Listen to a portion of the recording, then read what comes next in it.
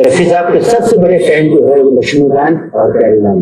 हम क्या बोलेंगे, जो आप कहते हैं सूरज को दिया दिखाना है, उनके बारे में क्या बात करेंगे हम। संगीतकार जोड़ी लक्ष्मीकांत प्यारेलाल हमेशा से रफी साहब के मुरीद रहे। उनके साथ हमने जब भी काम किया तो हमको कभी ये सोचना नहीं पड़ता था, जो कि हमको मुझे बोलना नहीं चाहिए, फिर भी हम बात कर रहे हैं कि किसी और सिंगर से लेना हो तो वो सोचना पड़ता था भाई ये सिंगर है तो ये चीज़ हम ना रखें, इस चीज़ की रेंज रखें।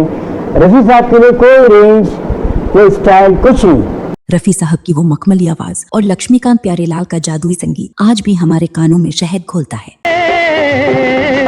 मेरी दोस्ती मेरा प्यार, मेरी महबूबा, मेरी जिंदगानी, वो जब याद आए बहुत याद आए। बड़ी भूल हुई, अरे हमने ये क्या समझा, ये क्या जाना।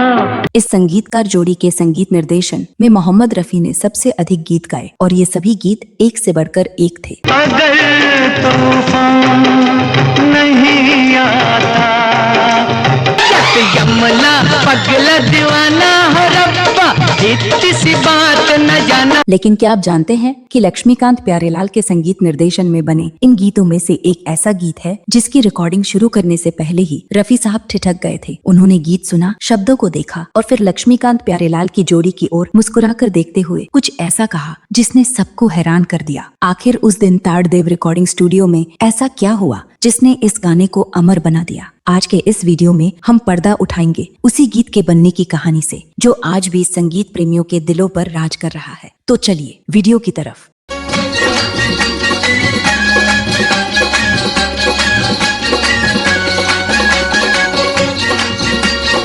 दोस्तों, इस वीडियो में जिस गीत के बारे में चर्चा करने जा रहे हैं वो है फिल्म तकदीर का वो सदाबहार नगमा जिसे सुनते ही आज भी रूह ताजा हो जाती है। ये गीत है जब जब बहार आई और इस कहानी में है अटूट दोस्ती, शादी के दिलचस्प इत्तेफाक और रफी साहब का वो सादगी भरा अंदाज जिसे जानकर आप दंग रह जाएंगे।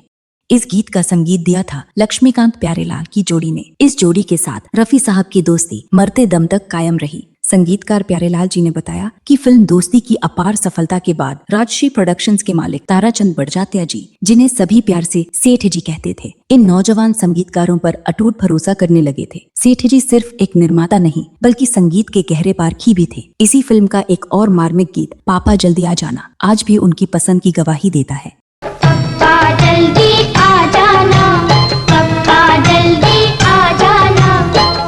दिलचस्प बात यह है कि जब फिल्म तकदीर पर काम चल रहा था तब इन दोनों दोस्तों की जिंदगी में शहनाइयां बज रही थी। यहाँ एक ऐसा इत्तेफाक हुआ जो फिल्मी इतिहास में कम ही देखने को मिलता है। प्यारेलाल जी की अरेंज मैरिज 24 मई 1957 को हुई और ठीक 4 दिन बाद यानी 28 मई 1957 को लक्ष्मीकांत जी की शादी अभिनेत्री बिंदु की बहन जया से हुई। जहाँ प्यारेलाल जी की शादी अरेंज थी, वहीं लक्ष्मीकांत जी की लव मैरिज। ये गाना इन दोनों संगीतकारों के जीवन के सबसे खुशनुमा पलों का गवाह बना।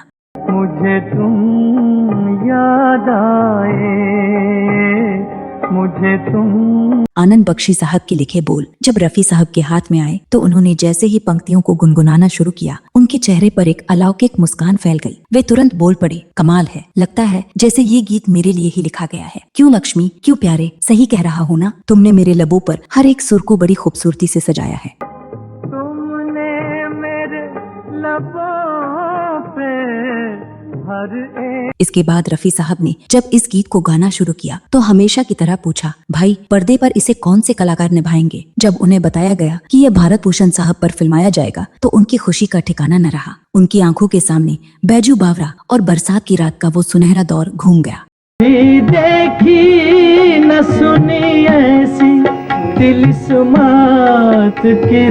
उन्हें यकीन हो गया कि उनकी आवाज और भारत भूषण की मासूमियत एक बार फिर जादू करेगी। यह गाना ताड़देव रिकॉर्डिंग स्टूडियो में रिकॉर्ड हुआ, जहां की दीवारों ने इस गाने को जन्म लेते देखा, जो आगे चलकर हर भारतीय घर की पहचान बन गया। ये गाना महज एक गाना नहीं बल्कि उस दौर की सादगी और कलाकारों के आपसी सम्मान की अमर मिसाल है। प्यार और वफा की तस्वीर मान। आज तब दुनिया इतनी भागदौड़ भरी है, ये गीत हमें सुकून के कुछ पल उधार दे देता है। आपको इस गाने की सबसे खूबसूरत लाइन कौन सी लगती है और क्या आप चाहते हैं कि हम लक्ष्मीकांत प्यारेलाल की जोड़ी के और भी अनसुने किस्से आपके सामने लाएं? हमें कमेंट्स में अपनी राय जरूर बताइएगा। वीडियो पसंद आया हो तो लाइक करें और अपने संगीत प्रेमी दोस्तों के साथ शेयर करना न भूलें। मिलते हैं अगले वीडियो में, तब तक के लिए नमस्कार।